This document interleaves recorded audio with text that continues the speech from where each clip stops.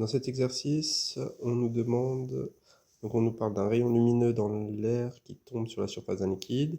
Il fait un angle alpha de 56 degrés avec le plan horizontal. La déviation entre le rayon incident et le rayon réfracté vaut 13,5 degrés et on nous demande de déterminer l'indice du liquide. Donc déjà il faut faire un schéma.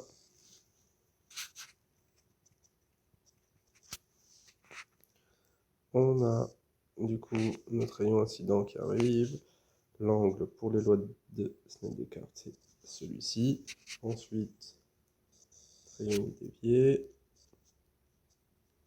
On aura notre angle ici. Donc là, je rappelle, c'est la normale. Ici, on a l'air. Ici, on a notre liquide. Donc forcément, le rayon se rapproche de la normale puisque l'indice de l'air, l'indice de l'air est plus petit que l'indice du liquide. Donc l'indice de l'air, il est égal à 1. L'indice du liquide, on a dit qu'on le notait n. Et du coup, on rappelle la loi de Snell-Descartes.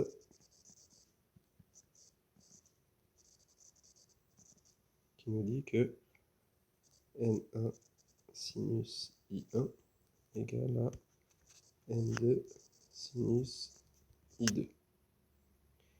Ici, donc, n1 égale à 1. Donc, il va nous rester sinus i1 qui sera égal à n sinus i2, puisqu'on note le n2 avec un n majuscule.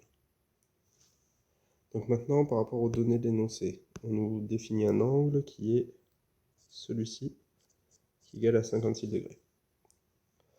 Donc là, on va pouvoir déterminer I1 assez facilement, puisqu'on va avoir I1 qui sera égal à 90 degrés moins 56.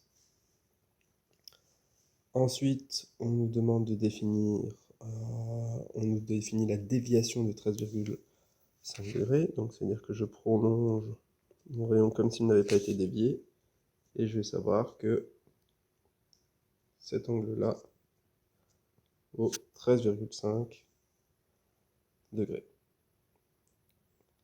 Donc ça veut dire que on va avoir ici 56 degrés aussi. Du coup, ça veut dire que notre I2, il sera égal à 90 moins 56 moins 13,5. Du coup, quand on va calculer notre indice n, donc on va repartir de cette loi qu'on avait ici. On peut écrire n qui est égal à sinus i1 sur sinus i2. On fait l'application numérique, on pense à mettre notre i1 en degrés, notre i2 en degrés aussi, donc la calculatrice réglée en degrés, et on va trouver un indice n qui est égal à 1,6. Et voilà pour l'exercice 2.